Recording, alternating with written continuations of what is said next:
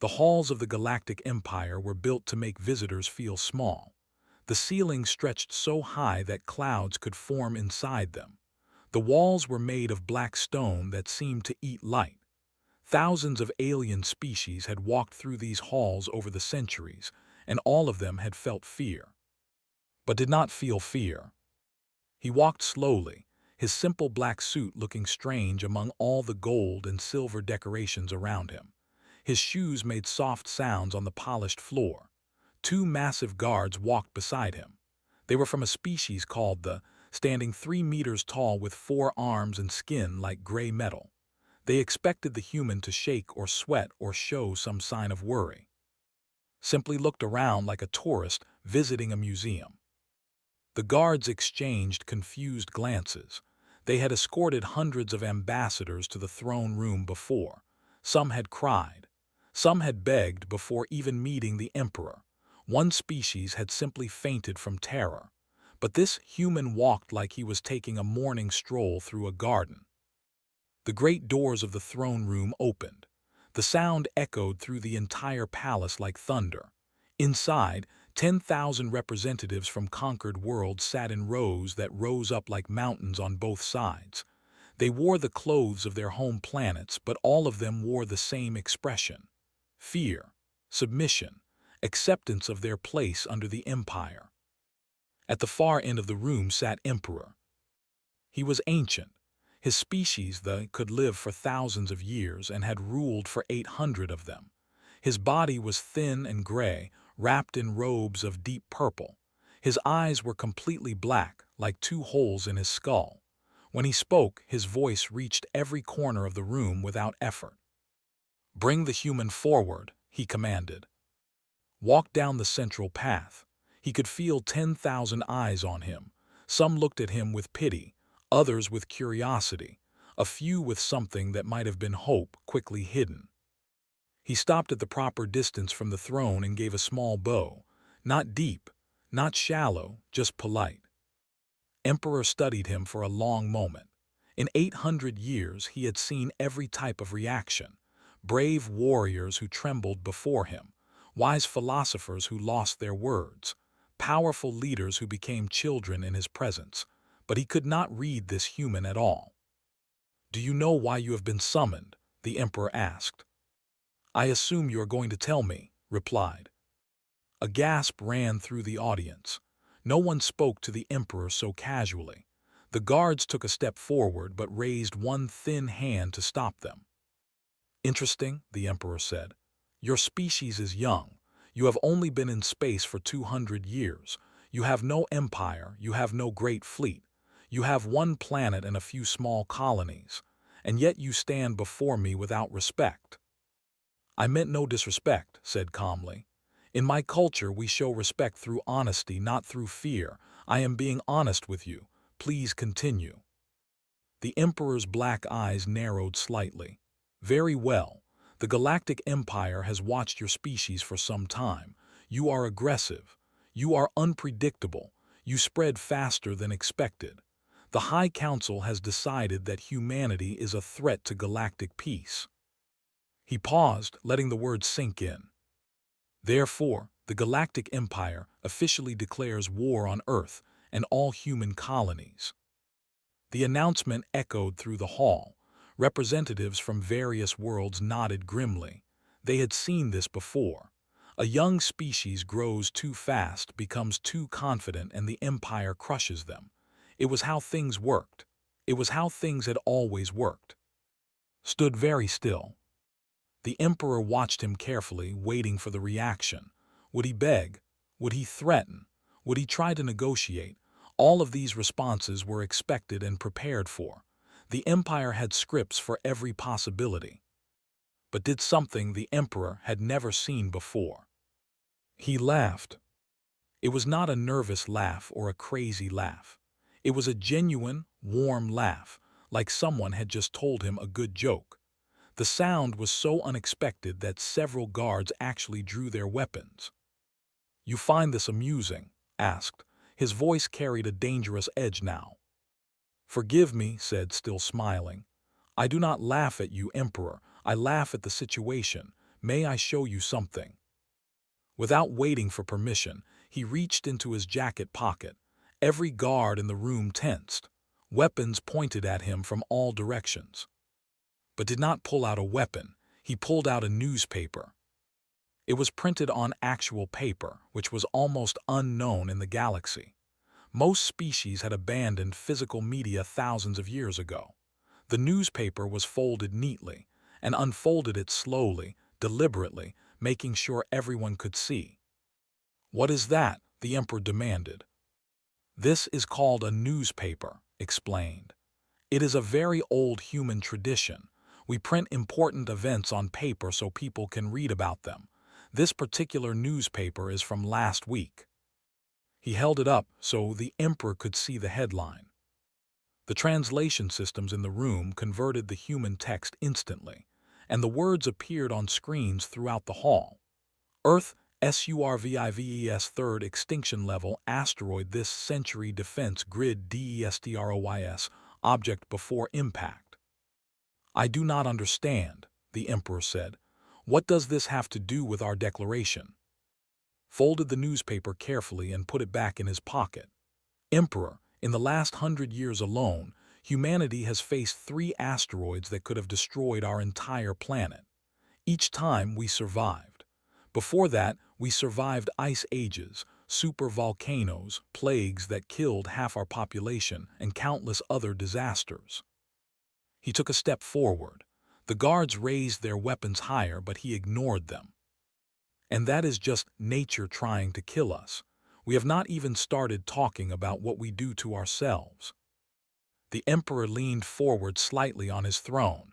"What do you mean?" "Humans fight," said simply. "We fight each other. We have been fighting since the beginning of our history.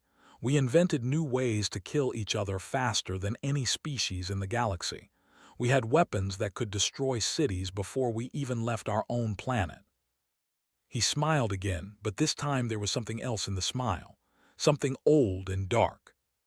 "You say you are declaring war on humanity. But Emperor, with great respect, you do not know what war is. You have conquered species that surrendered after seeing your fleet. You have destroyed civilizations that had no idea how to fight back. You have never faced a species that has been at war with itself for its entire existence." The hall was completely silent. Even the Emperor seemed to have lost his words. Reached into his pocket and touched the newspaper again. "This declaration of war," he said, "would not even make the front page back home. It would be somewhere in the middle, between the weather report and the sports section." He bowed again, the same polite bow as before. "I will return to my ship now and send your message to Earth. But I wanted to give you fair warning first. We do not want war. We never start wars if we can avoid it. But when war comes to us, we finish it." He turned and began walking back toward the doors. The guards looked at the Emperor, waiting for orders. Should they stop him? Should they kill him? But Emperor said nothing. He sat on his ancient throne, his black eyes following the human as he walked away. For the first time in 800 years, the Emperor of the Galactic Empire felt something he had forgotten existed. Doubt. The doors closed behind, and the sound echoed through the hall like the first thunder before a storm. The emergency meeting of the High Council began 1 hour after left the throne room. 12 of the most powerful beings in the galaxy sat around a circular table made of crystal. Each of them ruled over thousands of star systems. Each of them had destroyed civilizations with a single command, and each of them was now staring at a piece of paper. The newspaper sat in the center of the table. Emperor had ordered his guards to retrieve it from the human ship before it departed, had left it behind willingly, almost as if he wanted them to have it. "It is just paper," said General, the supreme commander of the Imperial fleet. He was a massive creature with scales like bronze and eyes like burning coals. "The humans are trying to scare us with paper." "Then why did their ambassador leave without fear?" asked Lady, who controlled the Empire's intelligence networks. Her form was mostly shadow, with only her silver eyes visible. I have watched thousands of species receive our declaration of war. None of them laughed. Perhaps they are insane, suggested High Priest, the religious leader of the Empire. We know their species is prone to mental instability. Emperor raised his hand and the room fell silent. Show us what our scouts have found. The lights dimmed, and a hologram appeared above the table. It showed a small blue planet floating in space, surrounded by a complex network of satellites and defense platforms. "This is Earth," said the voice of an intelligence officer. "Population 12 billion. They have colonized their moon, several planets in their system, and 17 systems beyond. Their technology is primitive compared to ours. Their ships are slower. Their weapons are weaker. By all measurements, they should be an easy conquest." "Then what is the problem?" General growled. The hologram changed. It now showed historical images from Earth, translated and organized by imperial scholars. "The problem," the voice continued, "is their history." The first image showed a massive explosion, a mushroom cloud rising into the sky. "This is what humans call a nuclear weapon. They invented it approximately 350 years ago. Within days of inventing it, they used it on themselves. Twice. Each explosion killed over 100,000 humans instantly." The council members shifted uncomfortably. Most species that invented such weapons used them on enemies. Humans had used them on their own kind. The hologram changed again, showing massive armies marching across frozen landscapes. "This is what they call World War II. It happened about 380 years ago. Humans from different territories fought each other for 6 years. By the end, approximately 70 to 85 million humans were dead. That was about 3% of their entire population at the time." Lady leaned forward, her silver eyes wide. "They killed 3% of their own species in a single conflict." "That was not their largest conflict by percentage," the voice said. "An earlier event called the Mongol conquests killed approximately 5% of their species. A disease called the Black Death killed between 30 and 60% of an entire continent's population." General laughed, but it was not a confident laugh. "They sound like they do our work for us. Why should we fear a species that keeps killing itself?" "Because," Emperor said slowly, "they are still here." The hologram changed to show Earth in its current state. The planet was green and blue, clearly thriving. "Every disaster they mentioned," the Emperor continued, "every war, every plague, every catastrophe, they survived all of it. Not just survived. They grew stronger. Their population is larger now than ever before in their history. They have spread to other worlds. They have built weapons that make their nuclear devices look like toys." He turned to the intelligence officer. "Tell them about the asteroids." The hologram showed a massive rock flying through space toward Earth. Defense satellites fired beams of energy at it, breaking it into smaller pieces that burned up in the atmosphere. "In the past 100 years, 3 asteroids large enough to cause extinction-level events have approached Earth. Each time, the humans destroyed them. The most recent asteroid, the one mentioned in the newspaper, was 12 kilometers wide. They detected it 6 months before impact and built the weapons to destroy it in 4 months." "4 months," Lady's voice carried disbelief. "They built planet-saving weapons in 4 months." "They work very fast when threatened," the voice confirmed. "Our analysis suggests that humans perform significantly better under pressure. When facing extinction, they become extremely creative and extremely dangerous." General slammed his massive fist on the crystal table. "Enough of this fear. They are one species with a handful of colonies. We control half the galaxy. Our fleet has 10 million ships. We could burn their planet to ash from orbit." "Could we?" Emperor asked quietly. The hologram changed one more time. It showed a ship, clearly human in design, floating in space. "This is the human ship that brought their ambassador. Our scanners detected something unusual on board." The image zoomed in, showing the ship's cargo hold. Hidden inside their cargo containers, we found enough explosive material to destroy this entire palace. The containers were designed to look like food supplies. We only found them because one of our scanners malfunctioned and performed an unauthorized deep scan. The council members stared at the image in silence. The human ambassador was carrying enough weapons to kill everyone in this room, Emperor said. He walked into our palace, stood before me, and declared that our war would not even make their front page.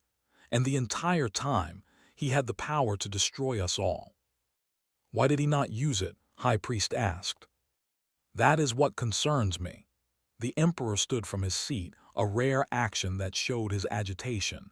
He could have killed me, he could have crippled our leadership, but he chose to warn us instead. Lady's shadowy form rippled. It was a message. He was showing us that they could have struck first but chose not to. He was demonstrating restraint.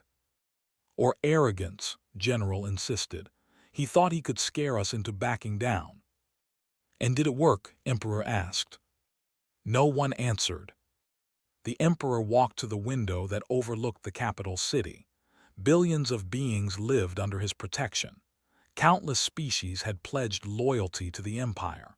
For 800 years, he had kept them safe by destroying any threat before it could grow. But humans were different. Most species the Empire conquered had never known true war. They lived peaceful lives until the Imperial fleet appeared and gave them a choice: surrender or die. Almost all of them surrendered. The few that fought back were destroyed quickly. Humans had been fighting since before they discovered fire. They had survived ice ages by learning to make warmth. They had survived predators by learning to make weapons. They had survived each other by learning to make alliances. And when they finally reached the stars, they brought all of that knowledge with them. There is something else, the intelligence officer said. We intercepted a communication from the human ship after it left. A voice filled the room. It was speaking to someone on Earth. Yes, I delivered the message. No, they did not attack. I left the newspaper as instructed. They will study it and learn what they need to learn.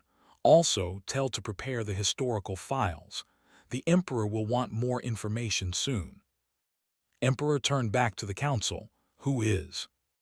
Lady's silver eyes flickered as she accessed her network. Is a human ambassador assigned to cultural relations. She is an expert in human history. Contact her, the Emperor commanded.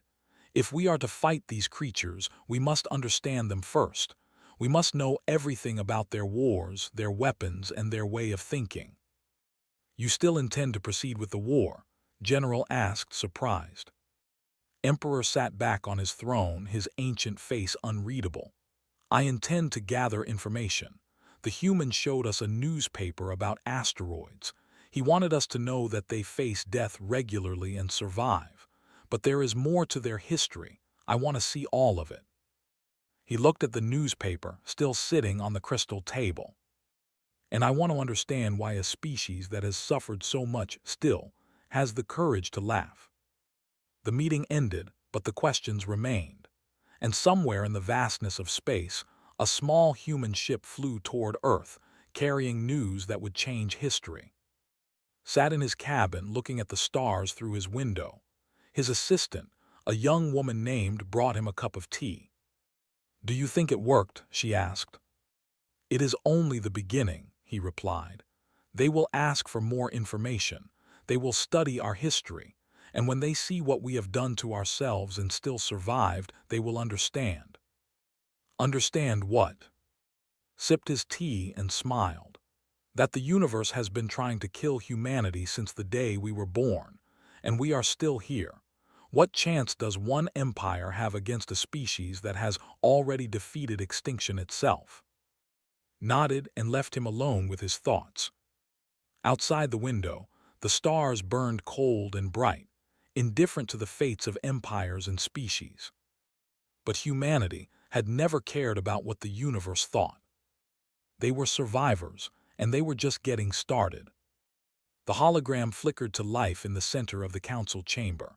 A human woman appeared, standing calmly with her hands folded in front of her. She wore simple clothes, dark blue with silver buttons, and her black hair was tied back neatly. Her face was young, but her eyes held something old, something that had seen much and forgotten nothing. "Greetings," she said. "I am Ambassador. I understand you wish to learn about human history." Emperor studied her from his throne. Like this human showed no fear. She stood before the rulers of half the galaxy and spoke as if she were giving a lecture to students. "We have questions," the Emperor said. "I expected you would," smiled slightly. "Your declaration of war has caused some discussion on Earth. Many of my people are curious about your empire, but others remember similar moments in our past." Similar moments, Lady's voice came from the shadows. Moments when a larger power believed they could easily defeat a smaller one. These moments often ended badly for the larger power. General growled deep in his chest. "You dare to threaten us?" "I do not threaten," replied calmly. "I inform. There is a difference. Threats are meant to scare. Information is meant to educate. I am here to educate you about what you are facing." She waved her hand, and the hologram expanded to show images from Earth's past. "Your ambassador mentioned wars," Emperor said. "We have researched your World War II, impressive destruction for a primitive species." "World War II was terrible," agreed. "But it was not our worst war. It was simply our most recent large one." "What was your worst war?" Was quiet for a moment. "That depends on how you measure worst, by total deaths, by percentage of population killed, by length of fighting, by cruelty of methods." "All of them," the Emperor said. "Then I must tell you about many wars." His hologram shifted to show ancient battlefields. "Humans have fought over land. We have fought over resources. We have fought over ideas. We have fought over gods. Sometimes we have fought simply because we could not think of a reason not to fight." The images changed rapidly. Swords and spears became guns and cannons. Horses became tanks. Soldiers in armor became soldiers in uniforms. The weapons grew larger and more terrible with each passing moment. In our ancient times, armies would meet on fields and fight until one side surrendered or died. These battles could last hours or days. As our technology improved, battles became faster but more deadly. A single weapon could kill thousands in seconds. She showed them the nuclear explosions that the Council had already seen, but then she showed them more. "After the nuclear weapons, we developed others. Biological weapons that could kill millions without destroying buildings. Chemical weapons that caused suffering beyond description. Weapons that attacked the mind itself, turning soldiers against their own allies." High Priest raised his hand. "Why would any species create such things?" "Because we could," said simply, "and because we feared our enemies would create them first. This is something you must understand about humans. We are driven by fear as much as by courage. When we are afraid, we build weapons. When we are very afraid, we build weapons that should never exist." She paused, letting her words sink in. "But here is the important lesson. We created all these weapons. We used many of them on ourselves, and we are still here. We did not destroy ourselves. We came close several times, but we always found a way back from the edge." General leaned forward. "How? How does a species with so much power to destroy not destroy itself completely?" "Because alongside our ability to kill, we developed an ability to survive." His voice grew softer. "Every time we create a new weapon, we also create new defenses. Every time we find a new way to die, we find a new way to live. It is a race between our destruction and our survival. So far, survival has always won." The hologram changed to show something different. Not weapons, but cities. Buildings rising from ruins. Gardens growing where bombs had fallen. Children playing in streets that had once been battlefields. After World War II, The same countries that had tried to destroy each other became allies. They built new cities together. They shared technology and knowledge. Some of our strongest friendships came from our bloodiest wars. That makes no sense, Lady said. It makes perfect sense to humans, smiled. We fight hard, but we also forgive hard. We know that the enemy of today might be the friend of tomorrow. We learned this through thousands of years of war. An enemy destroyed is just a temporary victory. An enemy turned into a friend is a permanent one. Emperor tapped his thin fingers on his throne. You are suggesting that even if we defeated humanity in war, you would eventually become our allies. I am suggesting that you cannot defeat humanity in war, corrected. Oh, you might destroy our cities. You might kill billions of us. You might even destroy Earth itself. But you cannot defeat us. We are not just a species. We are an idea, and ideas cannot be killed with weapons. The council chamber fell silent. The alien rulers looked at each other, uncertain how to respond. I want you to understand something, continued. When showed you that newspaper, he was not being rude. He was being honest. We have faced extinction many times. A galactic empire declaring war on us is serious, yes. But it is not the most serious threat we have ever faced. We have threatened ourselves far more effectively than you ever could. She brought up new images. Humans in protective suits walking through destroyed cities. Massive storms destroying coastlines.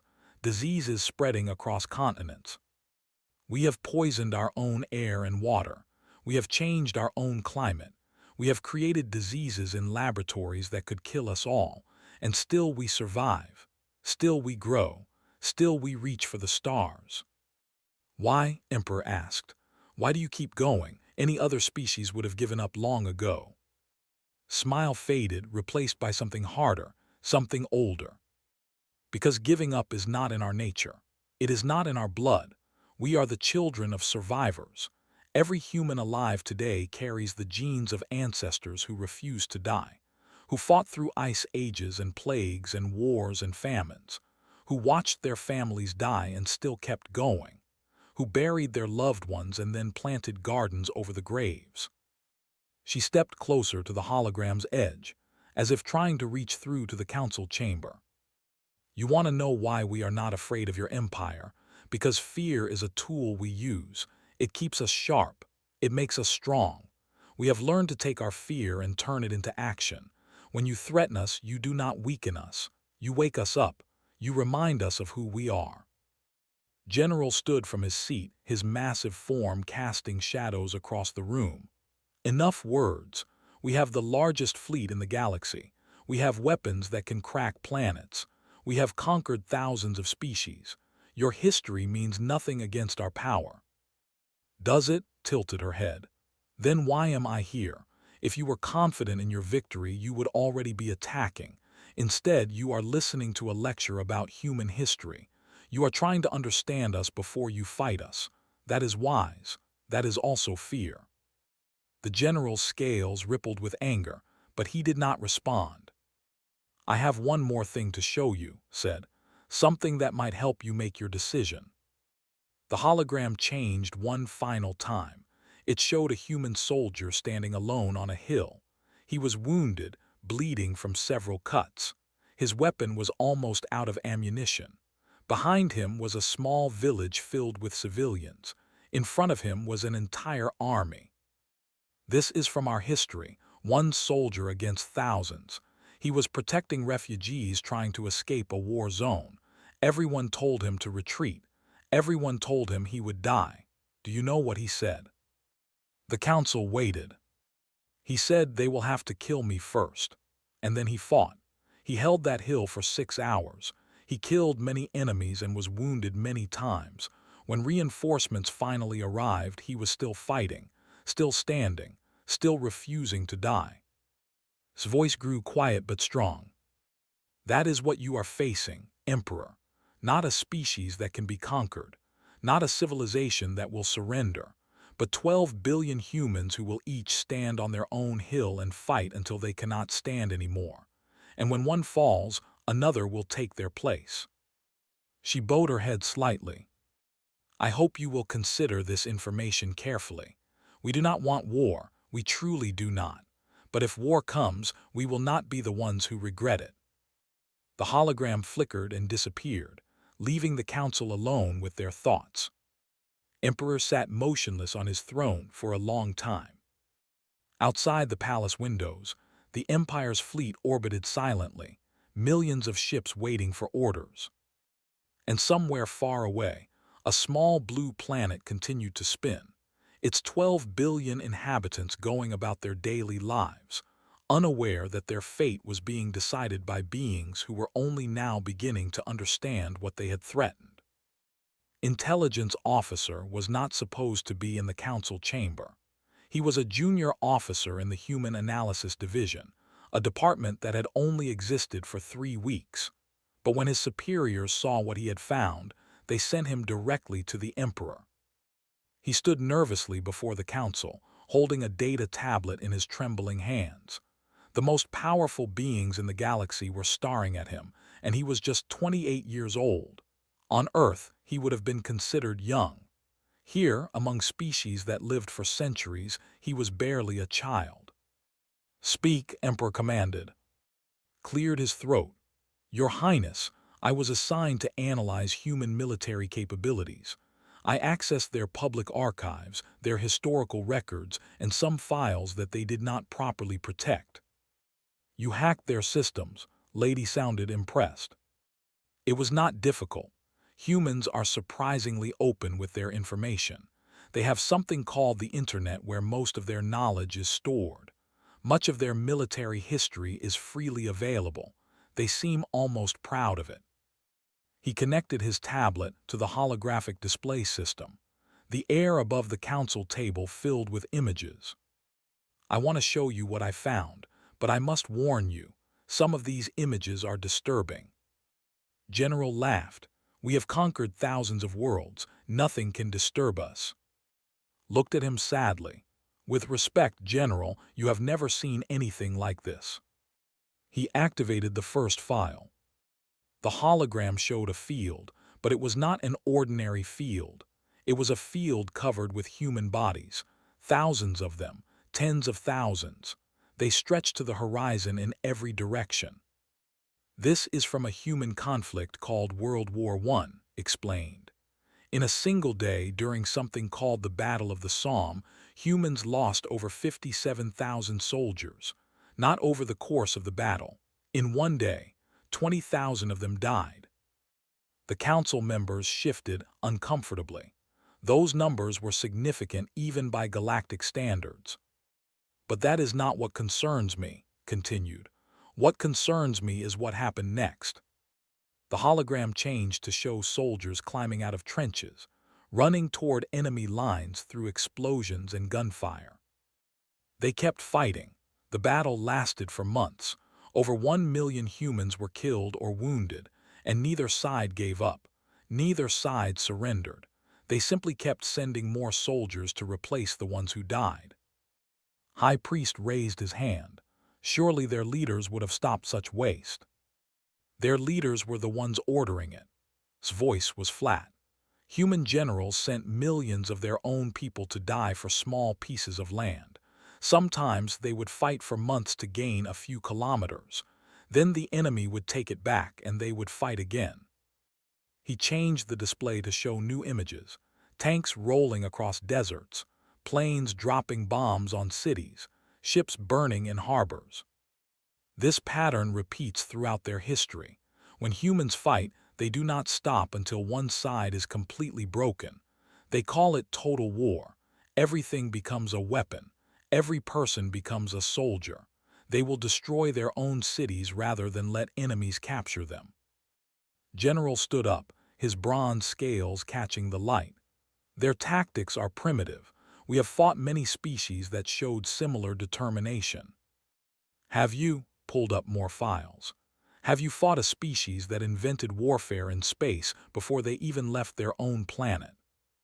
The hologram showed rockets flying between continents, nuclear warheads mounted on their tips. "These are called ICBMs, intercontinental ballistic missiles. Humans invented them to kill each other across their own planet. They could target any city on Earth within 30 minutes. At the height of their Cold War, humans had enough nuclear weapons to destroy their entire planet several times over. Several times, Lady's silver eyes widened. Why would they need that much? Because they were afraid it would not be enough, shook his head. Humans have a saying, if you want peace, prepare for war.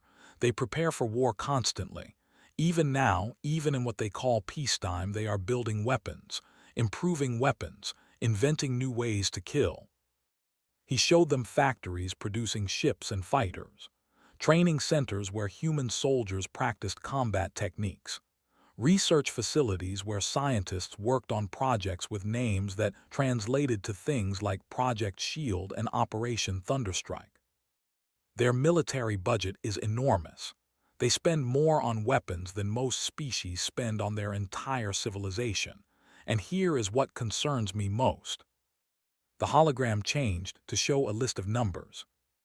This is their current military strength: 12 major battle fleets, 400,000 combat vessels, 2 billion soldiers in various branches, and this is just their official forces. Emperor leaned forward. Just their official forces. Nodded slowly. Humans have something called civilian militias and private security forces. They also have veterans, soldiers who have fought before and returned to normal life. In times of war, all of these can be called to serve.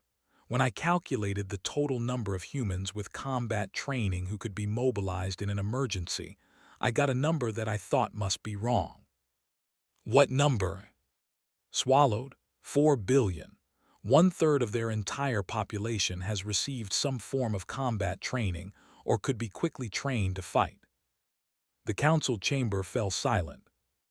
General sat back down slowly. His earlier confidence seemed to have faded. That is impossible. No species trains that many soldiers. It would be impractical. Humans are practical in strange ways. Pulled up more images. Many of them train in combat for entertainment. They call it martial arts. Children as young as 5 years old learn to fight. Others participate in shooting competitions, survival games, or military simulations. Combat is woven into their culture. Lady spoke from the shadows. You said you accessed files they did not properly protect. What did you find in those files? Hesitated. I found their classified weapons research. Show us. I do not think that is wise. General growled. Show us, human sympathizer, or I will have you executed for wasting the council's time. Looked at Emperor. The ancient ruler nodded once. Very well, changed the display. But remember, I warned you. The hologram showed a weapon unlike anything the council had seen. It was massive, larger than most space stations, and it glowed with contained energy. This is a theoretical weapon humans call a stellar converter. It uses advanced physics to destabilize stars. If activated near a sun, it would cause the star to explode, destroying everything in that solar system. High Priest made a sound of horror. They would destroy stars. They have not built it yet, but the mathematics are complete. The designs are finished. They are simply waiting until they need it. He showed more weapons, biological agents that could target specific alien species, nano-machines that could disassemble matter at the molecular level, gravity weapons that could crush planets into balls of metal. Humans have been thinking about galactic warfare for over 200 years. They wrote stories about it before they even reached space. They imagined every possible threat and designed weapons to counter them. Your empire was one of those imagined threats. General's voice was quiet now. They have weapons designed specifically for us. They have weapons designed for everyone, closed the display. I analyzed their fiction, their stories about war in space. In almost every story, humans face a larger, more powerful enemy. And in almost every story, humans win through determination, sacrifice, and creativity. He faced the council directly, his earlier nervousness replaced by something else, something like pity. You asked me to assess their military capabilities. Here is my assessment. If you attack Earth, you will win the first battles. Your fleet is larger. Your technology is more advanced. You will burn their cities and kill millions of their people. He paused. And then they will rebuild. They will adapt to your weapons and develop counters. They will attack your supply lines and destroy your infrastructure. They will turn every planet into a fortress and every human into a soldier. The war will last not years but centuries, and at the end, one of two things will happen.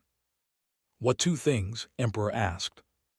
Either you will destroy every last human, which will cost you most of your fleet and destabilize your empire forever, or the humans will find a way to destroy you first. There is no middle option.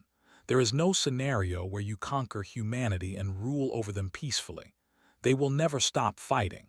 They will never surrender. They will keep going until they win or until they are extinct. Bowed his head. That is my report, Your Highness. The Galactic Empire can defeat many enemies, but humanity is not an enemy you can defeat. They are a force of nature, and forces of nature do not surrender. He stepped back, waiting for his fate. He had spoken truths that emperors did not want to hear. Many officers had been killed for less. But Emperor said nothing. He simply sat on his throne, staring at the empty air where the hologram had been. The other council members exchanged glances. For the first time in centuries, they did not know what to do. Outside the palace, the Empire's fleet waited in orbit, millions of ships ready to bring war to a small blue planet. But inside the council chamber, doubt had taken root. And doubt, once planted, grows quickly in the hearts of even the mightiest rulers. 3 days passed in silence. The Galactic Empire's war machine remained frozen, waiting for orders that did not come. Generals paced in their command centers. Admirals stared at tactical displays showing the routes to Earth. Soldiers cleaned their weapons and wondered when they would be used. But in the Imperial Palace, Emperor had not spoken since the intelligence report. He sat alone in his private chambers, surrounded by screens showing everything his scholars had found about humanity. He watched videos of human soldiers marching through rain and snow and desert heat. He read poems written by humans who had survived wars that killed millions. He listened to music that humans had created in the darkest moments of their history, songs that spoke of hope, even when hope seemed impossible. And slowly, something changed inside him. On the 4th day, he summoned the council. They arrived quickly, nervous and uncertain. In 800 years of rule, Emperor had never been so quiet. Some whispered that he had gone mad. Others worried that he was dying. A few dared to hope that he had found a way to victory. The Emperor stood at the window, his thin body silhouetted against the stars. When he spoke, his voice was soft but clear. I have made a decision. The council held their breath. Summon the human ambassador, the one called. Tell him I wish to speak with him privately. General stepped forward. Your Highness, the fleet is ready. Give the order and we will crush them within a cycle. The fleet will stand down, turn to face them. His black eyes seemed deeper than before, as if they had seen something new and terrible. There will be no war with humanity. Shock rippled through the chamber. Generals' bronze scales flushed with anger. Ladies' shadowy form trembled. High Priest clutched his holy symbols as if seeking guidance. You cannot be serious, the general said. We declared war publicly. Every species in the Empire watched. If we back down now, we will appear weak. Others will challenge us. Let them challenge us. Walked slowly to his throne and sat down. We have built this empire on one simple truth. We are the strongest. We cannot be defeated. Every species knows this, and so they submit to our rule. He leaned forward. But what happens when we face a species we cannot defeat? What happens when the galaxy sees our fleet destroyed? When our planets burn? When our people die by the billions? What happens to our empire then?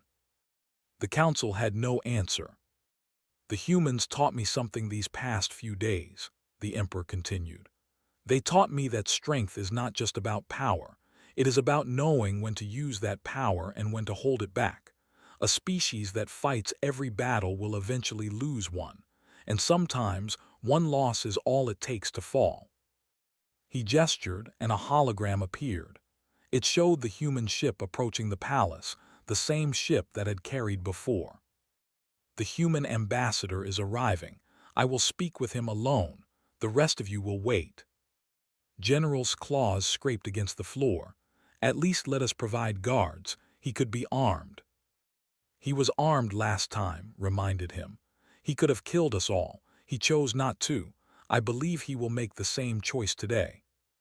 The general had nothing more to say. 1 hour later walked into the emperor's private chambers. He wore the same simple black suit as before. His face was calm, his eyes curious but not surprised. You wanted to see me, Your Highness. Waved him to a seat. Please sit, I have questions. Sat in the chair across from the throne. The two beings looked at each other, emperor and ambassador, ruler and representative. Your intelligence officer was very thorough, said. He showed us your weapons, your history, your capacity for destruction. Is excellent at his job, smiled slightly. We expected him to find those files. We made sure they were easy to access. You wanted us to see them. We wanted you to understand what you would be fighting. Smile faded. Emperor, we do not want war. We truly do not. Our people have suffered enough. We have caused enough suffering. If we can avoid more death, we will do everything in our power to do so. Nodded slowly, but if war comes, you will fight. Until the last human draws breath, yes. The emperor was silent for a long moment. Then he reached beside his throne and pulled out an object. It was the newspaper, the same one had shown the council days ago. I have read this many times, said. Not just the headline, the entire paper. Your species writes about asteroids and wars and disasters, but you also write about gardens and children and small acts of kindness. The same paper that announces near extinction also announces a wedding between two ordinary humans. He held up the newspaper. How do you do it? How do you face destruction and still care about such small things? Was quiet for a moment, then he spoke softly. Because the small things are why we fight. We do not build weapons to protect territory or resources. We build them to protect the weddings and the gardens and the children playing in the streets. When we face extinction, we do not think about survival in the abstract. We think about the specific people we love and the specific moments that make life worth living. He looked at the emperor with something like sympathy. Your empire rules through fear. Your people obey because they are afraid to disobey. But fear is a cold fuel. It burns fast and leaves nothing behind. Love is different. Love burns forever. It passes from generation to generation. It survives death and disaster and the end of worlds. Set down the newspaper. You think we do not love. I think you have forgotten how. His voice was gentle. You have ruled for 800 years. You have watched countless species bow before you. But when did you last feel joy? When did you last create something beautiful simply because beauty matters? When did you last care about something small and ordinary and perfect? The emperor did not answer. Perhaps he could not. There does not have to be war, said. Humanity would welcome peace. We would trade with your empire, share knowledge, maybe even become allies. Our species has learned that enemies can become friends. We have done it before. We can do it again. Stood from his throne and walked to the window. Below him, the palace gardens stretched into the distance. He had not walked in those gardens for centuries. If I withdraw the declaration of war, he said slowly, my generals will think me weak. My enemies within the empire will see opportunity. There may be civil conflict. Yes, agreed. Change is always dangerous, but so is standing still when the universe moves around you. The emperor turned back to face him. For a moment, his ancient face showed something unexpected, something almost human. "I will need help," he admitted. "My empire was built for war. I do not know how to build it for peace." Stood and bowed deeper this time, a bow of respect between equals. "Humanity will help you. We are good at rebuilding. We have had a lot of practice." The formal announcement came the next day. Emperor appeared before the council and the galaxy and the declaration of war against humanity. He spoke of new understanding, of mutual respect, of a future built together rather than apart. Some in the empire were angry, some were confused, but many felt something they had not felt in a long time: relief, hope, the possibility of a future where strength did not mean destruction. Left the palace with the official documents of peace. His assistant was waiting for him at the ship. "It worked," she said, her voice filled with wonder. "You actually did it." "We did it," looked back at the palace one last time. All of us, everyone who ever fought to survive, everyone who ever loved something enough to die for it. They are the reason we are here. Fell into step beside him as they walked toward the ship. "What happens now?" "Now we go home." Reached into his pocket and touched the newspaper that the emperor had returned to him. "And we tell our people that the universe is a little safer than it was yesterday." "Do you think the peace will last?" Smiled, the same warm smile he had worn in the throne room days ago. "Nothing lasts forever, but that is okay. Every day of peace is a gift. Every war avoided is a victory. Humans have learned to take joy in the small things. Remember, today is a small thing, but it is a good thing." They boarded the ship and left the palace behind. As they flew toward the stars, looked back at the shrinking lights of the empire's capital. "What do you think the emperor will do now?" "I think he will walk in his garden," leaned back in his chair and closed his eyes. "I think he will remember what he forgot, and I think the galaxy will be better for it." The ship jumped to hyperspace, carrying its passengers home.